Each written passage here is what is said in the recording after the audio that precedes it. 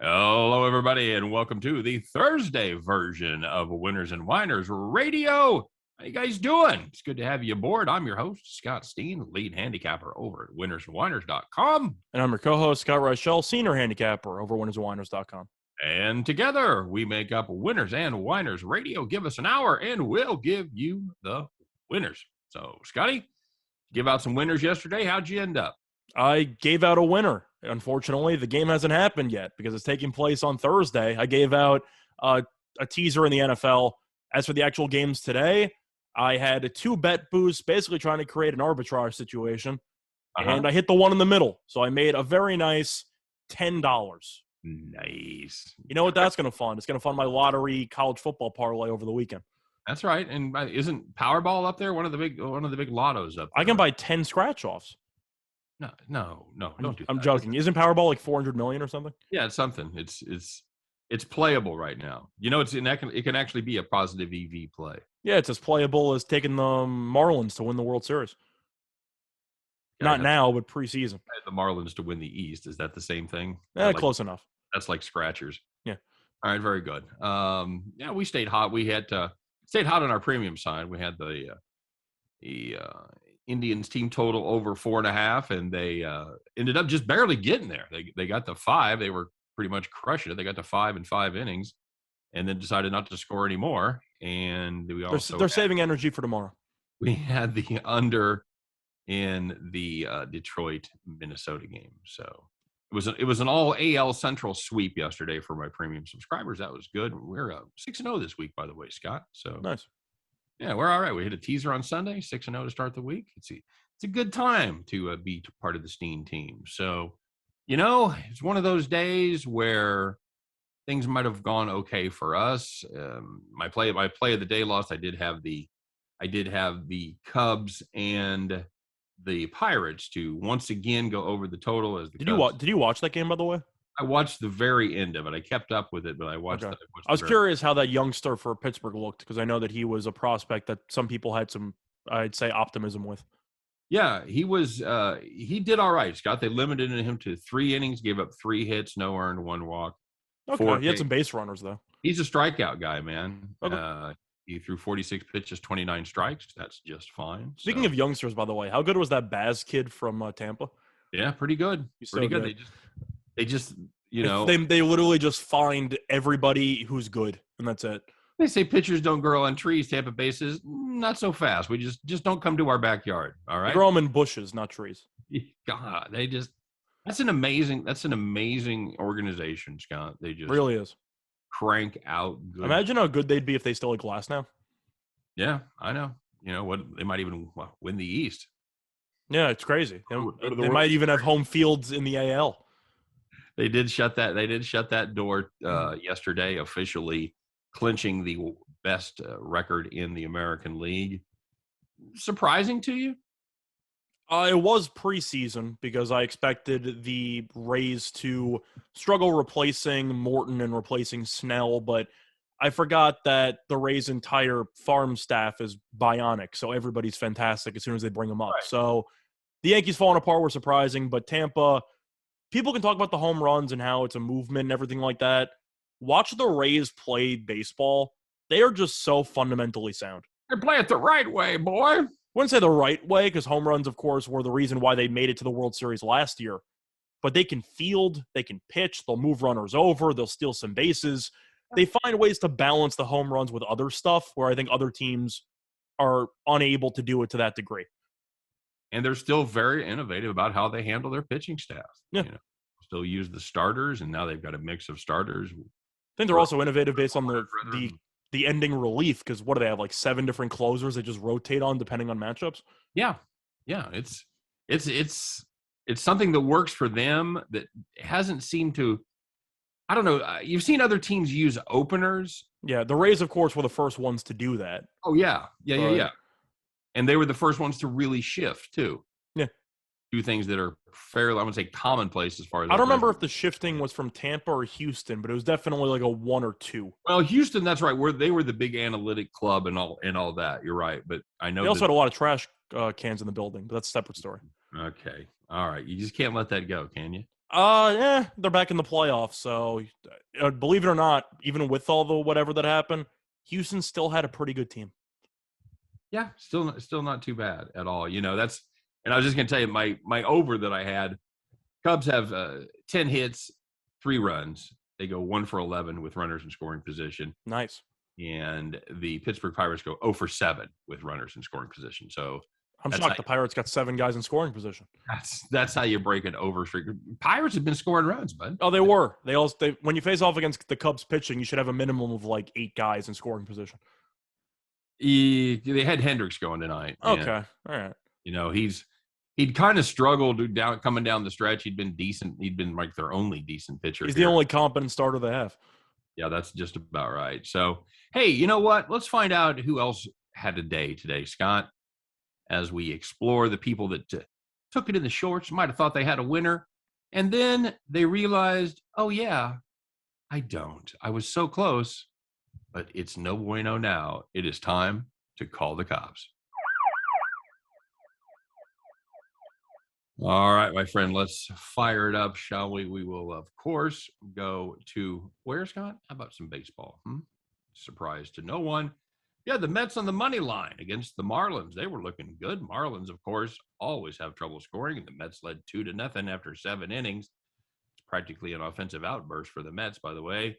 But the Marlins, oh, Mets bullpen, so sorry that the Marlins score 3 runs in the 8th inning. Mets end up losing that one 3-2. Oh, the Mets find just new ways to disappoint their fans, Scott. And if you had the Mets on the money line right there, you were good right up until the time you weren't. It's time to call the cops. And the second one was actually in preseason hockey. Yes. Go to a meeting. There is hockey going on. But anyway, if you had the Dallas Stars on the money line against the Florida Panthers, minus 210, by the way, in a preseason hockey game, you were in good shape because they led 3-2 with less than a minute left in the third period. Panthers, unfortunately, pull the goalie and tie the game, and the Stars lost in a shootout. That's a pretty tough beat for preseason hockey. Yeah, I don't even know what that means. Preseason. Same thing with like preseason NBA. You just have some exhibition games you throw in the youngsters, see who's not terrible. And that's what I'm saying. It's a pretty bad beat for preseason hockey. What is that? Is it? I don't even know. Anytime you give up a goal in hockey with less than a minute to go and you lose an overtime or a shootout, that's pretty rough. No, that's true. All right.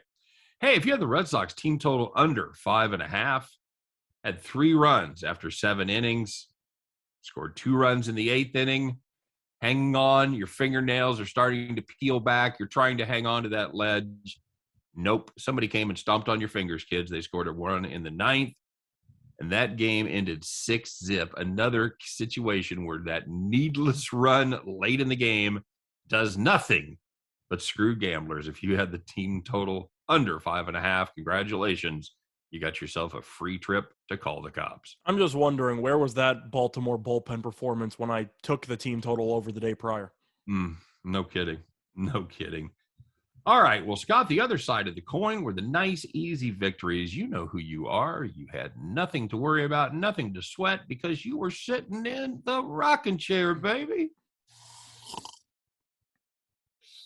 So the first one was between the Nationals and the Rockies. And if you had the over 11.5 in Coors Field, didn't really take that long. You had 6 runs in the first inning, 5 runs in the third inning, and 3 runs in the 5th inning. That's 14 runs if you're doing the math at home in the first 5. And the game ended 10-5. That's a lot. That's a lot of runs. I was really tempted to take that. For starters, it was at 12.5. I was tempted when it was 12.5, and it did go down to 11.5 or 12 at game time. Didn't matter. Wrong way. I don't know who's pounding the under in Colorado in a day game, but not a good move at all there. If you had the Brewers Cardinals under 7.5, they had 1 run in the first 5. Hope you had the first 5 under, because that one would have paid off as well. Had 2 runs in the 6th, 1 run in the 7th. That's it. Go ahead and head for your car, get an early start on traffic, because that game ended up 4-0. Cardinal streak is over at 17. And if you had the under 7.5, you were pretty much sitting in a rocket chair, boys. And the last one was between the Diamondbacks and the Giants. If you had the first 5 under 4.5, Merrill Kelly and company were dealing, because you had no runs in the first, no runs in the second, no runs in the third, 0 runs in the 4th, and no runs in the 5th. You had 0-0 after 5.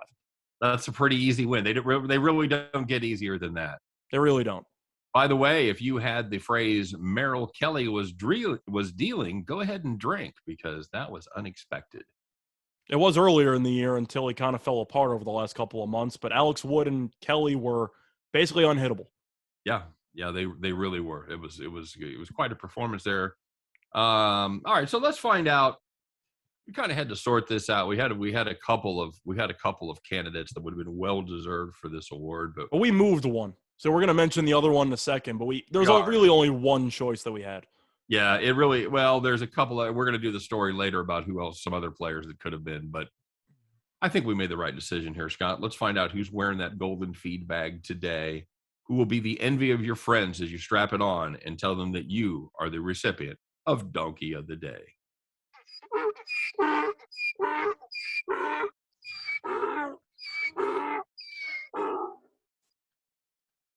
All right. Well, if you were a fan of the Milwaukee Brewers, you were probably pretty excited when the Brewers clinched the Central. Great time. And not everybody had a great time at the celebration, Scott. Well, somebody had too good of a time, but it led to a bad time. Somebody might have been overserved, overzealous. I don't know. Scott, what happened to Devin Williams? So Devin Williams, if you do not know, is a relief pitcher for Milwaukee, pretty good.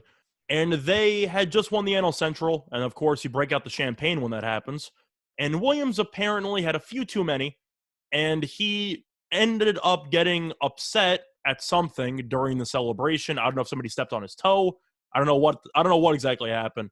But he turned around and decided, let me just punch this wall real quick. And he fractured his hand, and now he's out for the rest of the season. Good Lord. Scott, remind us what role Devin Williams plays for the Brewers. I believe he's the setup man. Brutal blow to that bullpen. Just ridiculous. Now, I was going to ask you, in the ranking in the pantheon of ridiculous sports injuries, where does that rank? It's got to be up there. You've had similar things in basketball. I believe, was it Stoudemire who punched the fire extinguisher? Yes. I mean, that might count. Do you count Pierre-Paul because it wasn't really at a sporting event, but it was still 4th of July stuff? Stupid, ridiculous injury? Sure. I think. But I'm saying it wasn't really sports event related. It was just an athlete doing something stupid outside I'm not sure of there's that. ever been a worse permanent injury than JPP. I'm trying to remember some other bad ones. In game, of course, you have the Grammatica torn ACL after the made field goal, and I believe preseason. That was just funny. That happened. You had the Gus Frerotte. I forgot if it was a concussion or a broken neck when he slammed his head into the wall after scoring a touchdown. That happened. Yeah, I'm really digging deep here, but there are a couple of really, really bad ones. You have Canseco basically giving himself Tommy John, throwing knuckleballs while his team was getting blown out. Right. So that's another one. You've had a lot of really bad ones.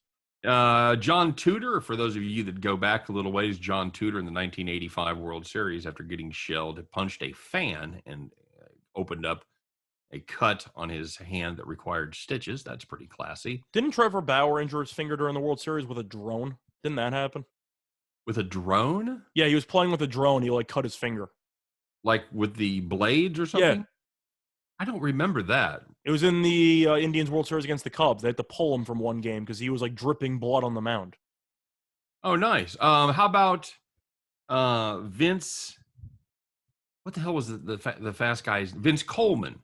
Okay. Got run over by the tarp in the St. Louis playoff series. Also in 1985. Bad year for St. Louis players, by the way, in the World Series. They were bringing the tarp out, and I guess it elevates or something, and he got his foot caught where the tarp comes up. So I remember Reggie Bush once missed a football game because he slipped on ice in pregame warmups. Oh, nice. Outstanding.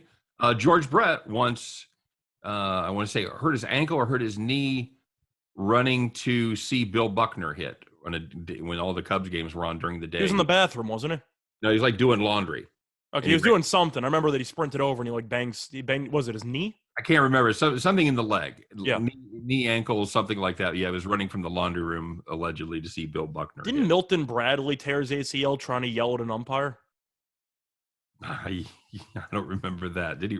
I'm pretty sure like managers were trying to hold him back, and he like tore his ACL trying to bob and weave around his teammates to yell at the umpire. Outstanding. A quick reminder, guys, you are listening to Winners and Whiners Radio. Give us an hour. We'll give you the winners. I had a lot of those randomly in the archive. Yeah, you really did. This was not rehearsed. I just kind of sprung that on you. And I was kind of curious. It got me to thinking about ridiculous injuries. So that one's right up there. And as far as the timeliness goes, I mean, a lot of the other ones, your team's out of it or whatever, you punch it because you're mad, you've been eliminated, or you're on a losing streak. Punching it because you're joyful because you're getting ready to go to the playoffs. Yeah, that's no bueno, kid. He just looks at his phone. I have no bars, and just punches the wall. I don't know. I have no idea. Really weird. Maybe somebody stole his goggles. I just don't know. So Scott, every once in a while, something comes across our desk and we have to talk about it. And it's a situation where it's more sad than it is anger inducing, or sometimes it just makes you scratch your head. And that's kind of the case today, Scott. We're going to talk about a certain coach and a quote that should go down in history. We'll find out if it does in today's edition of I'm Not Mad, I'm Just Disappointed. Look at that. Nailed it, huh? Nailed it. First try. Go ahead, sir. So for this one, we're going to be taking a little bit of a look back to this past weekend in college football because you had a rivalry game between Texas and Texas Tech. Now, Tech ended up losing pretty handily, lost by 35 points. And Matt Wells was asked what his thoughts were after the game and how they could potentially move forward. So Matt Wells, coach of Tech, by the way. Yeah, coach of Texas Tech, used the we win as a team and we lose as a team as a cliche, but he had a little bit more to it that he wanted to add. Now, Scott, remind us what the score was. So Texas Tech scored 35 points. That's good. That's good. Unfortunately, they lost by 35 points. Well, that's not good. Because they lost 70-35. Sounds to me like you got to blame the defense and move on. Is that what he did? It's what it sounds like to me. However, Wells really is into the team camaraderie, and he wanted everyone to win and lose together. So he said that he spoke to the offense as well after the game, and he said, quote, "My message to the offense was, quote, we didn't score enough points. That's the way it always will be around this place. We win as a team. We lose as a team. We lost. We should have scored 71 points." End quote. What? Are you out of your mind? You're gonna yell at the offense for scoring 35 with a backup quarterback? Against Texas. Against Texas. To make matters worse, Shuck, who was their original quarterback, broke his collarbone in about the first quarter. The backup came in. They still scored 35 points. You're going to yell at the backup quarterback? That's on the offense, Scott. They just can't get it done. You have to score 71. What are you talking about? Yeah. I get the idea of win and lose as a team. Come on, man. You can at least acknowledge that the defense was the sole reason why you lost this game. It's got to be one of my all-time favorites. You lose 70-35. Obviously, it's time to blame the offense. Now, you could have made an argument that the quote wouldn't have been as bad without the final sentence. You can't go back after you put a numerical figure to the quote. Nope. You should have scored 71 points. If I'm the quarterback, I'm punching him in the face. Like, are you out of your mind? I think he's just giving us a subtle reminder to bet the Texas Tech overs going forward. I think that's what he's trying to say, but if I'm the backup quarterback and I just had one of the games of my life coming off the bench like that in a rivalry game, right? And you're going to give me a hard time, I'm transferring. Like, see you later. You got no more use for him? Is that what you're saying? No, like, what are you supposed to, how do you have respect for your coach if he's going to call you out for playing well on the other side of the ball? Basically, just put the controller down. I don't really know what he's talking about. It's incredible. It's one of my favorites of probably the year. Now, that's one of the perks of writing articles in a bunch of college football games because I was not aware of this quote until I was writing a matchup breakdown on the West Virginia Texas Tech game for the weekend. And this quote came across my eyes, and I had to share it because it's so stupid that I had to make sure other people can hear it around the world. Very nice. Yeah, that was outstanding, my friend. Outstanding. All right, so let's find out, Scott. We're going to break the string with this award. We've been giving it the odds makers for their fine lines on the St. Louis game, making St. Louis the underdog for, I don't know, 15 of the 17 games, it seems like. Yesterday, they actually had St. Louis as the favorite. Surprise, St. Louis lost. So, of course, the odds makers have to hate the Cardinals at this point. But, Scott, there was even more indication that they were drinking it up here yesterday. Let's find out who indeed was the beneficiary of the odds makers. We're drunk. All right, Scott. So we talked about them a little bit. The Rays clinched the home field advantage throughout the American League playoffs. Last night, they were plus 130 against the Astros. Plus 130. You're getting 13-5, better than 6-5 on your money there, Scott. Even though the Astros had the worst record, and they had the worst starting pitcher. They were at home, however, so there's that. What happened in that game? Well, Houston didn't score, so it's pretty tough to win when you don't score. They lost 7-0. They lost 7-0. 7-0. They had a touchdown in the first quarter and then shut them out from there on out. So, yeah, there you go. Plus 130. The other team doesn't score. Congratulations. That's a nice, easy victory there. Plus 130, by the way, with the best record in the AL, fighting for home field in the AL. Plus 130. By the way, I know that we've got some feedback on our show that sometimes we don't explain everything enough, that we assume that everybody's at a certain level, and that's not always the case. So when we say plus 130, we mean if you were to bet $100, if your team were to win, you'd get 130 back. So yeah, very good. And of course, if you're saying minus, it's the other situation. 130 profit back, by the way. 130 profit. That's correct. You get 230 back. I know that's how they sometimes will write it up in that explanation. So you have to pay your $100 and then you would get 230 returned to you, 130 of which would be profit. Correct. Very good. All right, Scott. Well, Marcus Semien had a big day yesterday. Broke the home run record for homers by a second baseman. We talked about whose record he broke. It was Davey Johnson, by the way, of the Atlanta Braves back in 1973. And does Semien get enough recognition for what he's done with Toronto this season?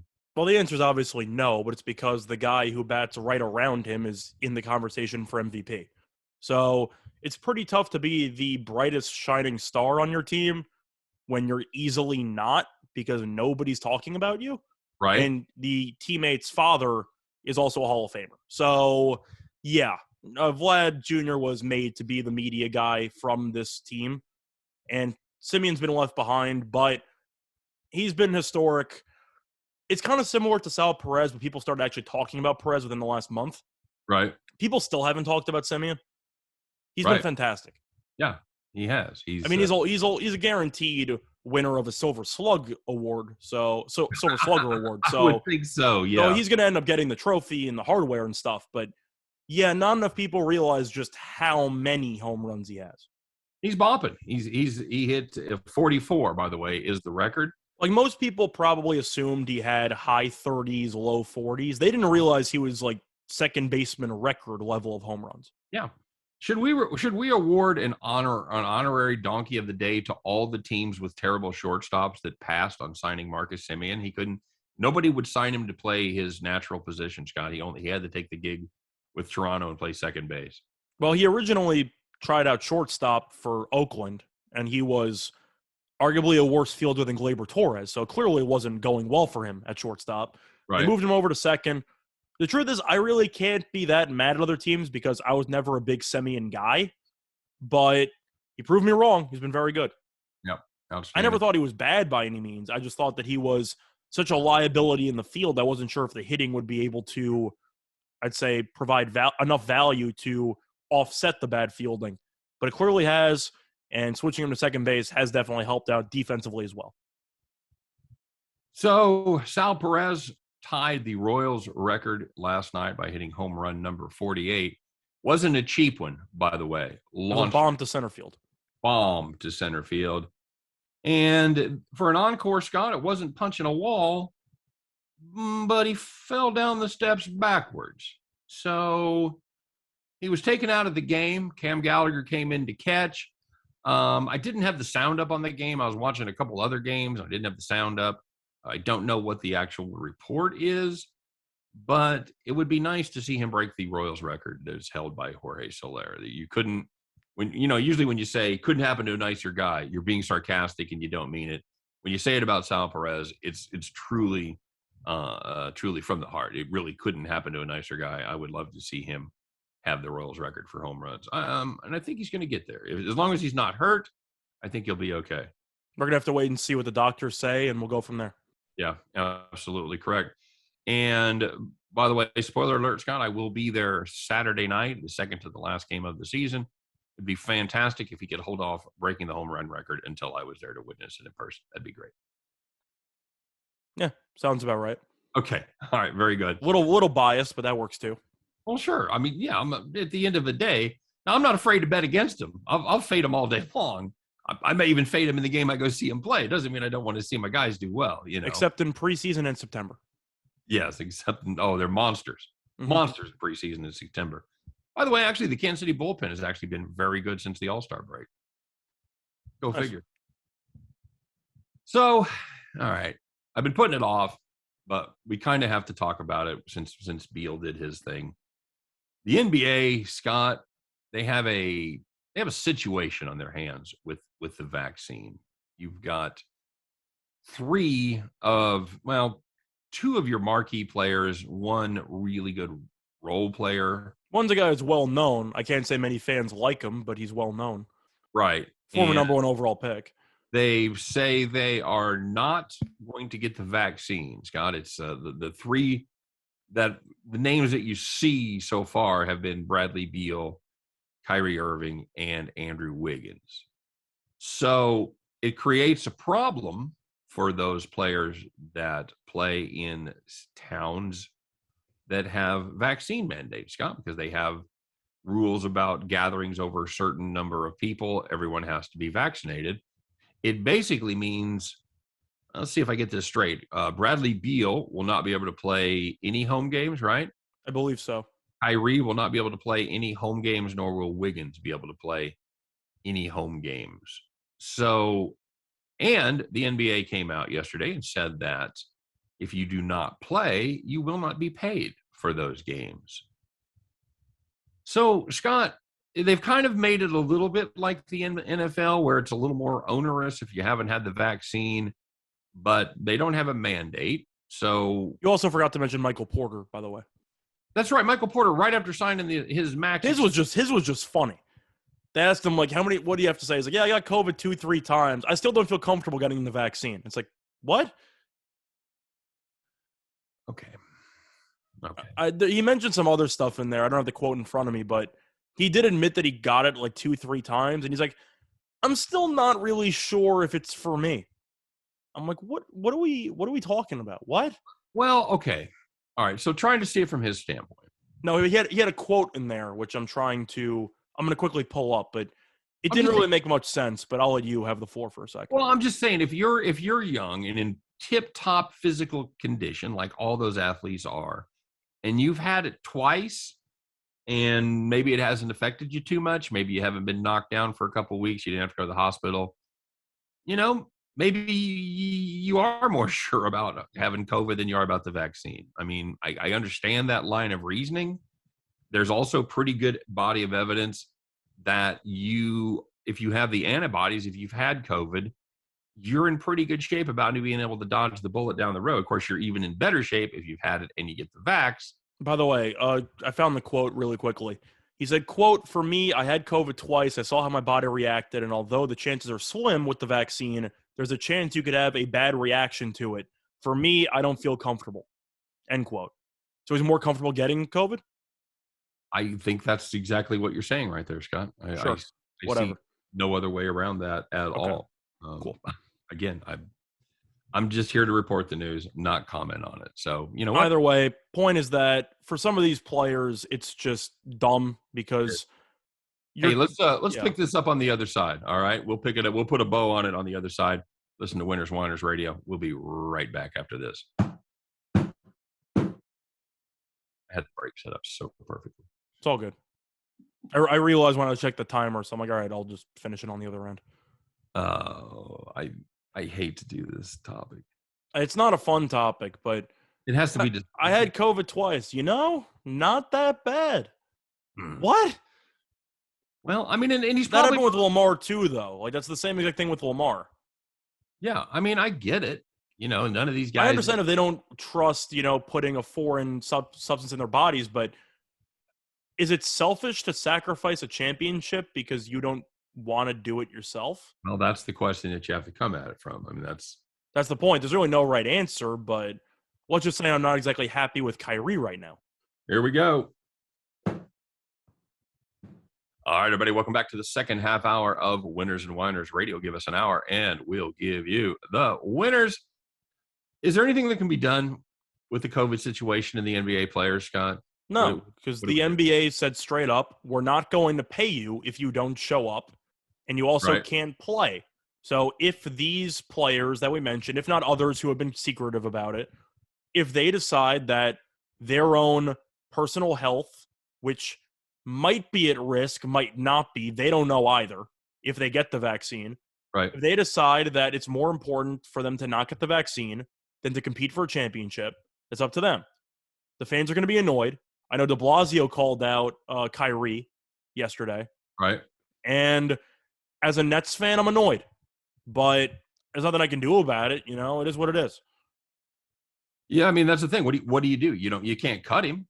But you don't do anything. You just pay him for 41 games? What good is that? You make an argument that you can try to trade him, but I don't know who would want him. Somebody in Texas, Scott. Can you move home games to Texas for Brooklyn? Like, I don't know what you're supposed to do. I don't know if you're going to win a title without Kyrie. Probably not. I don't know. It's just it's brutal. It's absolutely brutal. No good answer, and certainly no answer that a couple of schlubs like us can come up with, which is something that we needed to talk about. And again, full disclosure, don't love talking about the COVID situation because everybody's got one side or the other. I'm just saying right now, from a betting perspective, I can't bet on the Nets if Kyrie's not going to be there. Yes, it seems like these guys aren't even considering our future plays at all, Scott. I don't care. I don't care for their lack of interest in my. Well, Beal might be, because I think the Wizards have no shot to really do anything. So they have less than no shot. Correct, but Beal, I'm going to give him a little bit of a pass in the situation because unlike the other teams, his team is not that good. So he's actually not really losing anything. Okay. Wiggins plays for a team that's competing for a title with the Warriors, and you have Kyrie, who's on arguably the best team in the league. So and Porter Jr. is also on a playoff team. I think Wiggins is cuttable. I think Wiggins is, if you want to talk about all of those guys mentioned, because he's clearly the worst player out of all those options. You want Wiggins to get Seth Curry sick? Come on. I'm just saying that if Beal doesn't get the vaccine and the Wizards end up winning 25 games instead of 35 games, I don't think anyone's going to care. Agreed. All right, very good. So, Scott, shifting gears here just a little bit.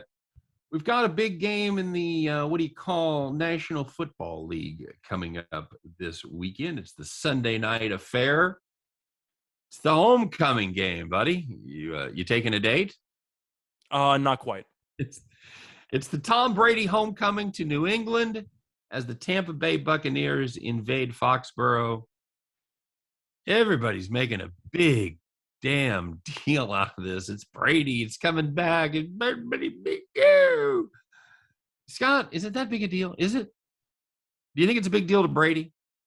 I think Brady's going to kill him, but I think that it's not because of the fact he's motivated. I think it's because of the fact that Tampa's a good team and New England's mediocre. Right. Well, yeah, we'll certainly talk about the game much more in depth later. But as far as all the fanfare and the hoopla. Well, Brady could also be going for the passing yards record. So there's also a couple of wrinkles in there where if they want to get him a record against his former coach, there is a narrative in place. He can get regular season passing yards, is correct? Yes. Okay. That's basically it. All right. Well, that's not nothing. Do I think that it matters? No. Do I think that New England's going to actually keep this game close? When it's 0-0 by the coin toss. Wow. Okay. I don't know what you want me to say. Like, Mac Jones is... Well, first of all, I want you to say spoiler alert because you're about to give away a pick that we're going to do a whole show on 2 days. I'm not going to give away a full pick. I'm just going to say directly okay. that after Mac Jones struggled last week against New Orleans, I know Tampa's defense isn't great. Do you really trust that Patriots, I'd say lack of just weapons in general against Tampa? Not really. Let me ask you. You kind of blew right past that, Scott. You said the Tampa Bay defense isn't great. It's not a good defense at all. It's not. But where did that come from? Because they were, I would think, consensus best defense in the NFL during the offseason. It was either them or Washington. They both fell apart. Right. Washington, Tampa Bay, Pittsburgh. How have they done this year? Not too well. Not too well. Tampa Bay is last in the Pittsburgh league. has the alibi, though, because Watt's been injured. But yes. They're also ugly. So yes. they ain't got no alibi. Fair enough. Tampa Bay last in the league in sacks. 3 sacks. That surprise you? Yeah, it does a little bit, of course, with that talented defensive line. But you saw what the Buccaneers did to Atlanta, and they had 2 pick sixes. I would say Atlanta moved the ball a little bit, but it definitely was a struggle for them. Am I supposed to overreact to Tampa struggling defensively against the Rams and the Cowboys, who are 2 arguably of the best offenses in the league? Right. So I feel like even though it's not a great defense, against a below-average offense, which New England is, I think it's serviceable enough for Tampa to take care of business and win the game. So you're not worried about the Tampa Bay offense being a little bit depleted with Antonio Brown out, Gronkowski nursing those ribs. Doesn't help. Scotty Miller's out. I think they'll be fine. Okay. All right. Would Richard Sherman move the needle for that team? Maybe not this week. Maybe, I don't know, is he guarding Crabtree? I'm trying to think of the last time Sherman's actually been a fully relevant player. I know he had 1 good year on San Francisco, right, but then he got injured. So I don't really know if he's going to serve a purpose or not. Do you think that we kind of gave Sherman a pass after his incident, Scott? I'm still not really sure exactly what was going on because it involved his mom and her, what was it, her boyfriend or step-husband? It was not step-husband, but her new husband or not his stepfather. That's what I meant. He's in his 30s, Scott. I don't think it was actually his stepfather, was it? Either way, point is that somebody had some altercation with his mother, correct?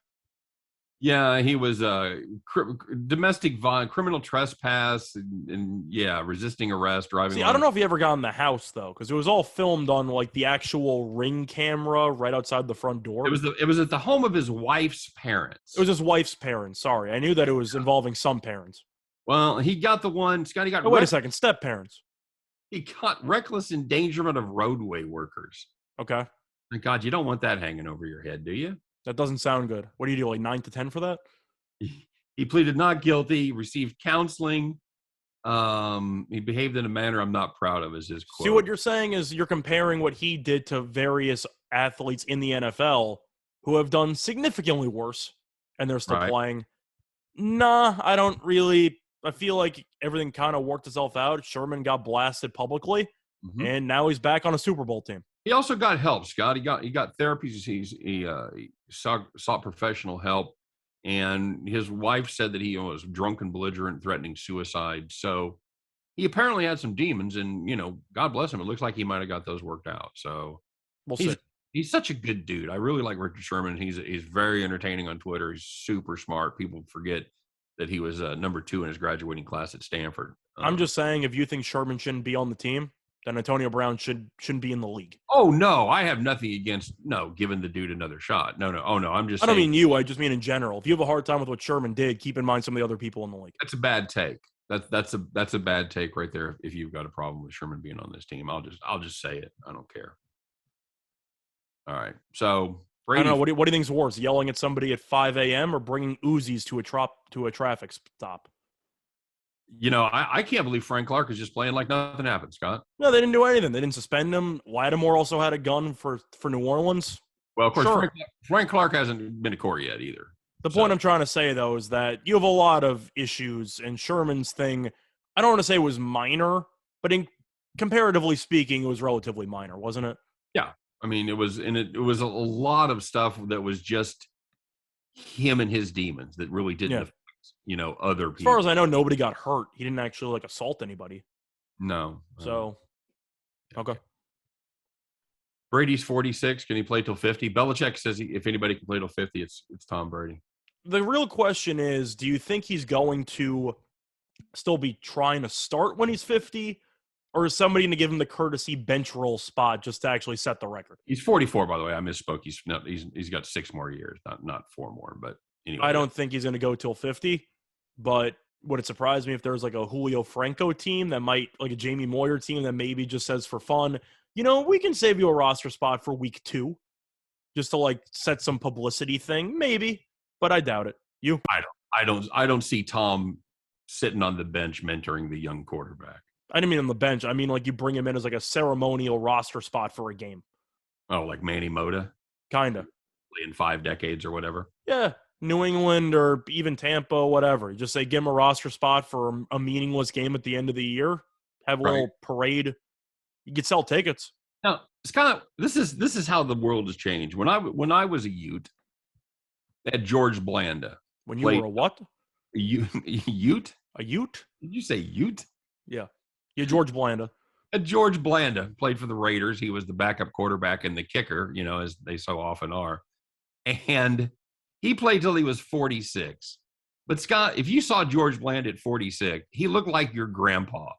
He looked like he was about 65. You'd see him, he's all completely gray. He was haggard. You usually see him smoking a cigarette. He looked every bit of 46. You look at Tom Brady, it looks like he's about 30. It looks like he ought to be wearing an affliction shirt or something. Is that pretty much a testament to eating right and taking good care of yourself? Well, there's a reason why him and LeBron have both kind of started a movement when it comes to investing tons of money into recovery and diet every single year, which is why Brady and LeBron are into cryotherapy, and they're also into spending millions of dollars every year to make sure that they keep their body in tip-top shape.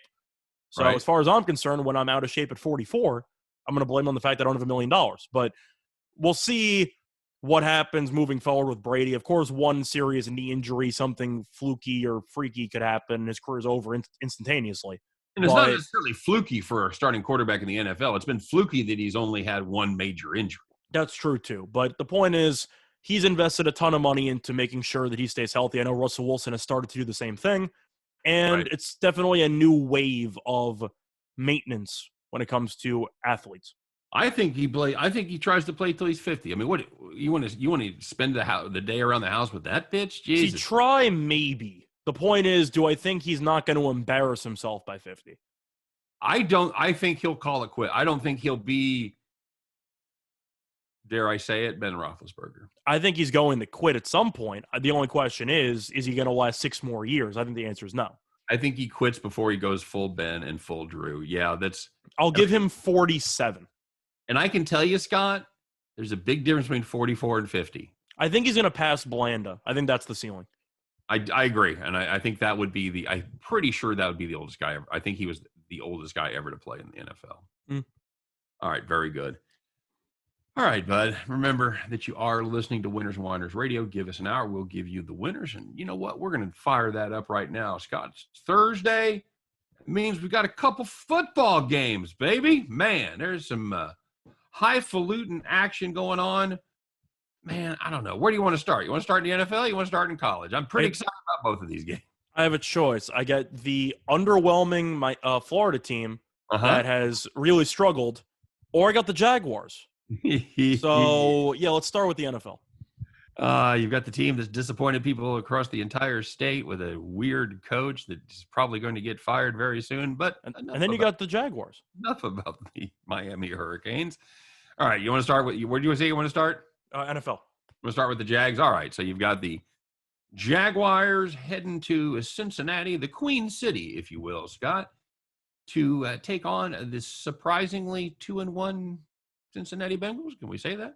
Yeah, we can. Minnesota's decent, and they beat Pittsburgh, who was supposed to be decent if they weren't listening to this show.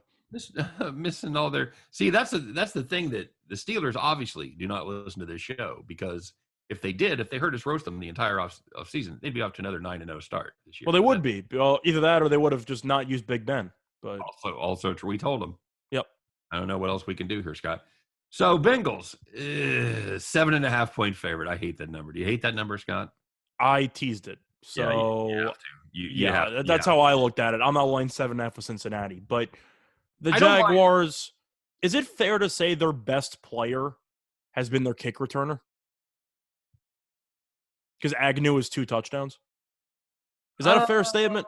Yeah, I guess that's on the surface kind of hard to argue with, right? That's not really good. That's not really good. So wait a minute. Whoa, speaking of hot takes, say that again now? The best player for the Jaguars this season has been their kick returner. And that's not good? That's not good. So, you can make that case. Robinson's 4th in the league in yards per carry, Scott. Yeah, he's good. They don't give him the damn ball. No. It's so frustrating because they don't run the ball. They don't do anything to take the pressure off of Lawrence. Meyer clearly doesn't like him because they ended up drafting a running back in the first round anyway. Right. And Etienne, of course, out for the season, but they've got they got Carlos Hyde, who's about 90. He's averaging 5 yards a carry, Scott. These guys they're both averaging over 5 yards a carry. They don't use them. I was going to say, I don't even know how many carries Hyde is averaging per game at this point. 6 1/3. Okay, that's not awful. 19 carries in 3 games. No, Robinson should be averaging like 19 to something, including receptions. He's getting 10 plus a game. He's getting 10 1/3 a game. It's not even just the carries. Like, your quarterback's an interception machine. That's the thing. You're not doing anything. I mean, you can look at Trevor Lawrence's season, say this guy is a failure, he's a loser, he's never going to make it. I would posit, Scott, you have no idea, because Urban Meyer has done nothing to help Trevor Lawrence at all. He doesn't run the ball. They run in a flea flicker, for God's sake, Scott. That's why it also worked against Arizona. They actually looked decent because they ran the ball for the drive before the pick. 10 plays, 60 yards, right down the field. Robinson had the rushing touchdown. Robinson had I think he had 40 yards in that drive. He had the rushing touchdown. They looked exactly like they should be playing. And then the next drive, what do they do, Scott? Flea flicker, fadeaway, interception, touchdown. Flea flicker, fadeaway, 7-step, or he's what, 10 yards behind the line of scrimmage, throwing off his back foot. Now, granted, more people are able to throw off their back foot these days, but Trevor Lawrence, in that situation, he ain't one of them. It's his 3rd career game, and you have a terrible offensive line. Calm down. Yeah. Run the ball, throw me some slants. That's also why Zach Wilson's been struggling, is because the Jets have tried to run the ball. They're just awful at it. So He has to throw the ball 30, 40-something times a game. But at least the Jets have tried to establish the run. You want to take a shot down the field, do it 2nd and 1. Yeah. Do it when they're not expecting it. Don't put the kid back there in 3rd and 12 and expect him to convert all the time, because it's not going to happen. He's been horribly inaccurate, by the way. He's the most inaccurate passer in the NFL. He's missing on 23% of his passes. It's not good. Now, the defense, I am kind of wondering what the story is with that Henderson trade, because they traded the 1st-round pick from last year for a tight end and a mid-round draft pick. Right. Which I thought was ridiculous, but Henderson apparently was in the coach's doghouse because he hasn't really done anything this year. But well, that's unusual on the Jaguars because everybody else has played so well. I was going to say, you look at the defense, and they were okay against Arizona for about 2.5 quarters.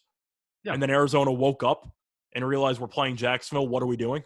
And they dominated after the game. But Jacksonville's defense, not very good. And the Cincinnati, I thought Burrow would die because of that offensive line. Chicago killed them. But against the other 2 teams in Minnesota and Pittsburgh, they've actually been okay, and if Burrow can get the ball out of his hands quickly, I don't see the Jaguars generating much of a pass rush. You're half right. They actually gave up 5 sacks in each of the first 2. They gave up 5 to the Vikings. Really? Sorry, I wasn't aware of the Minnesota one. Sorry. The good news is They had none against Pittsburgh. none against Pittsburgh, which broke Pittsburgh's streak of 75 straight games with a sack, NFL record. Now, of course, Watt did not play in that game, but They were missing their top 3 passers. But you're looking at Jacksonville's defensive line. That's got to be a bottom 4 unit in the league, right? Yeah, they've got 5 sacks on the season. They're 26th in the NFL, 1.7 sacks a game. Now, Cincinnati, of course, is still missing Higgins, and you have to wonder if the receiving core can handle it. Chase is fantastic, we know, and we know that Boyd is a very, very solid possession receiver. But Cincinnati, they set their quarterback up for success. Scott. They did because they actually run the ball with Mixon. They run the ball with Joe Mixon. He's finally established himself as the number 1 back. There's no question about it. In fact, it's a little embarrassing at this point as far as Joe Mixon goes, because he has basically all the carries. He's got 67 carries. P. Ryan has 6. No, they should, because the last couple of years, they tried to throw Gio Bernard in for like 10 yards or 10 carries a game. Right. We had with Gio Bernard. We had the law firm for a long time. But I'm just saying, like, Gio was there, and it was a matter of, he's like a third down specialist, right? And you're trying to use him on first and second down. I understand. So, all right, let's make a play, bud. We're running out of time. What do you got? I can't take Jacksonville. I can't. Okay. All right. Very good. So, what are you going to play? I teased it, so I teased down to 1.5. But if I had to actually take a thing on the spread and the total, I can't take Jacksonville. Give me Cincy at home. All right. Very good. You? I've got a premium on this, but I do want to talk about the total. I kind of opened up thinking that they might put some points on the board, and then the more I watched tape on this Jacksonville offense, I just don't see it. I see under or pass for me. Yeah, I've got to play the under. It's at 46. I think Jacksonville probably gets 14-17. I think that should plenty of meat on the underbone there. Plus Cincinnati with Burrow, besides Chase, a lot of underneath passing plays. They try to build up long sustaining drives. Yep. That should eat up a lot of clock. Yep, agreed. And they've had varying degrees of success with it, but that's their game plan. They would like to just pound the ball to Joe Mixon, giving the ball. They've given him the ball 22 times a game. Nice 14-play, 70-something yard, 7.5-minute drive. Yeah, sap the will to live from him. That's the way to do it, bud. So we do have an entertaining game in college, Scott. The ACC won't let me be me, but it's the Virginia Cavaliers. Hey, another national TV game for the Virginia Cavaliers. What could go wrong, Scott? I'm pretty sure the last time they had a TV game for the last 2 weeks, what'd they give up, 150 points? Fished in is what I was, buddy. Fished in. I took the Cavaliers in that game. Which one, Wake or North Carolina? Wake. Okay. I actually also had them against North Carolina as well. That's I fun. forgot I'd backed them 2 weeks in a row, and they put it to me. So they're playing Miami. We've kind of made a joke about what the most disappointing team in Florida is. Hard to decide whether it's the Jaguars or it's a trick question, by the way. The answer is Florida State. The answer is Florida State. Correct. Ding, ding, ding. So, Scott, the spread for this one, Miami is the favorite. They are now up to a 6-point favorite in most spots. You can still catch some 5.5, even some 5. Opened up at 3.5. It's a pretty significant move. You like it? It's a very significant move for a team that doesn't have an official starting quarterback for this game. Yeah, that's a problem, right? Well, because King, of course, missed the last game because he got injured, but you're playing Central Connecticut, so you can rest him if you want to. Right. The backups who came in, Garcia and Van Dyke, were both very good. But, I mean, you're comparing Virginia to Central Connecticut. Ironically, though, the defenses are probably the same because Virginia's defense might be one of the worst defenses I've ever seen. Well, that's an exaggeration, but it's awful. It's so bad, this Virginia defense. It's so bad. They certainly struggled. They gave up – they started off fine. They gave up 14 to Illinois. That was right after Illinois had their big win. You're like, okay, this is a fine team. And they played North Carolina tight for a half, and then they played them tight for a half because of the offense. The defense was bad from start to finish. And Sam Howell goes nuts, and the offense ran out of gas during the second half. And then that abomination of a performance against Wake. Although, here's the deal, Scott. Virginia puts up 17 points. First 2 drives, they get to the 4. They get inside the 4. They come away with 3 points. Yep. That's a killer right there. Kills your momentum, kills your team total. So I cannot. I feel I can't back Virginia. I can't. Well, see, I feel that way about Miami. I'm with the. You're really going back for the hat trick with Virginia? Yeah, Do you have confidence in this? What part of this Miami team do you like? What part of the? I feel like my favorite part. They have better athletes than Virginia. It's the best part. I don't really know what else you want me to say. The weather's nice. Okay. All right. Very good. Better Cubano sandwiches. Yeah. All right. No, I'll take the guy that can light it up for 450. I find the line movement extremely fascinating. I'm going to back it. Okay. All right. You're chasing that steam, buddy. You're about a day late, but congratulations. I mean, I like the over if I had to pick anything for the full game. Okay. You like the over net situation? I think I have to. Virginia just can't stop anybody, and they throw the ball 50 times a game. And so you're going to back the two freshman quarterbacks from Miami to put, 30 on the board? I'm not going to view it that way. I'm going to view it as fading Virginia's defense. Whatever lets you sleep. Whatever makes me feel better, yeah. Whatever gets you through the night. All right, very good. I can't take an under with Virginia on principle. So you're on no. I can't play the under. Small lean to the over. Yeah, that's how I feel. Small lean to the Cavs. I'll take the 3 points on national TV. Well, now I got to load up on Miami because Virginia's hated you this season. Virginia has said we hate that guy so much. Yep, so very much. All right, buddy. Real quick, any one game from the baseball card to get you excited? I'm looking at Toronto. Okay. You got Robbie Ray on the mound against the Yankees. I know the Yankees tried to come back yesterday but fell short. Ray, I know the Cy Young guys have been awful lately. Let's just be real. But Toronto, I think that Ray's going to pitch well in this one. Give me Toronto. Can he lose it? Is there any way he could lose it? 2 innings, 7 runs, maybe. I don't even know. Okay. All right. Very good. And what's the? I'm just checking the. Actually, I like the over in the Mets Marlins game. Okay.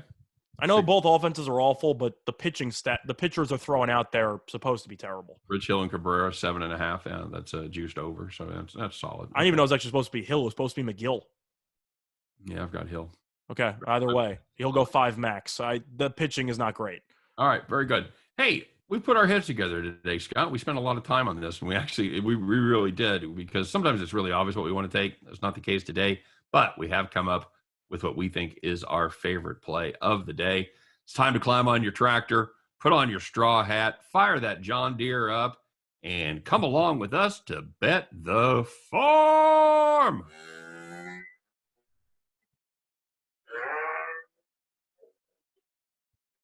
All right, very good. We are going to turn our attention to the world of football. And Scott, we are going back to that Virginia-Miami game, but we're going to play one of your favorites, and this is the first quarter bet. We're going to take Virginia-Miami first quarter over 13.5. We think both of those offenses will be fresh. They'll come out firing. From my opinion, I think Virginia gets out to a 14-0 lead. Either way, it gives us the win. Miami still has the superior athletes. I know you're a big fan of that. They should be able to generate big plays against this terrible defense, regardless of who's the starting quarterback. You can tell who wrote these notes. Jalen Knighton gets back from suspension. Solid third down back. Good guy out of the backfield. Take a little pressure off that Miami running core. Virginia, here it is, Scott. They've allowed 1,172 yards in their last 2 games combined. That's not good. And Virginia, they do not run the ball at all. Expect a lot of big plays and a lot of incompletions, stopping that ball and start stopping that clock from the air raid offense of the Virginia Cavaliers. This number, we like it. 13.5. Give us the Virginia-Miami first quarter over. And at the end of that one, you guys should be very happy. Well, thanks for joining us today. We appreciate it as always. Don't forget to subscribe, all that good stuff, and rate. For myself and for Scott, you guys have a great day. Good luck on all your plays. We'll see you tomorrow on Winners and Winers Radio. Take care, everybody.